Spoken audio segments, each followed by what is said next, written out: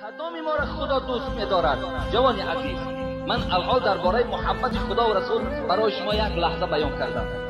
کدامی تو در پیشگاه خدا محبوبیت داری؟ کدامی تو را خدا دوست می‌دارد؟ همان جوانی که یک ساعت اگر از خانه‌اش دور باشد، زن او بیقرار شود، فرزندای او بیقرار شود، در انتظار این پدر باشند. کدام وقت زن بیقرار می شود؟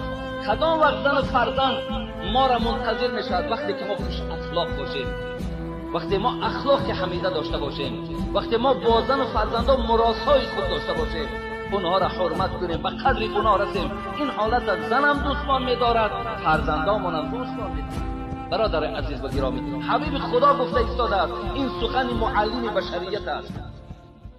باید ما در خانه چی باشیم؟ بسیار مرد حلیم باشیم. چگونه